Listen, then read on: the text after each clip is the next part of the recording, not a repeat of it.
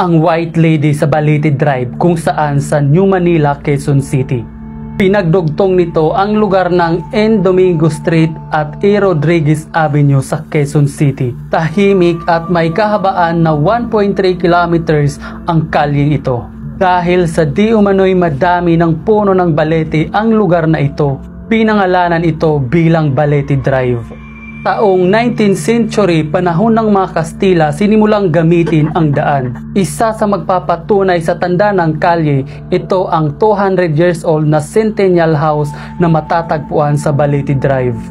At noong 1970s, sinimulang ayusin ang kalye ito dahil sa utos ng dating Pangulong Marcos. Ayon sa paniniwala ng mga Pinoy, ang puno ng balete ay tirahan ng napakaraming elemento at lamang lupa tulad ng diwata, kapre, tikbalang at marami pang iba. At noong 1950s nagsimula ang kwento tungkol sa di umano'y White Lady na nagpapakita sa Balete Drive. Ayon sa mga nakatira sa lugar na ito, madalas magpakita ang White Lady sa puno ng balete. Ang iba sinasabi na tumatawid ng kalsada at bigla na lang naglalaho.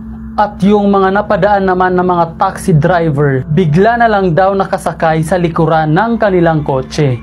Ayon pa sa mga kwento, ang White Lady sa Balete Drive ay biktima daw ng hit and run, sinagasaan ng isang taxi driver at iniwan ang bangkay sa puno ng balete. Kaya madalas daw magpakita ang White Lady dahil hinahanap niya ang taong nakasagasa sa kanya. Ang iba naman sinasabi may isang babae daw ang pinagmaltratuhan ng kanyang amo, pinahirapan hanggang sa namatay. Ayon naman sa iba, ang White Lady sa Balete Drive ay nag-aaral noon sa isang university. Ginahasa daw at itinapon ang bangkay sa puno ng balete. At noong 2005, diniklara ng Quezon City na ang kalyeng ito ay haunted upang palakasin ang turismo. Kaya pag napadaan ka sa Balete Drive, ano ang iyong gagawin?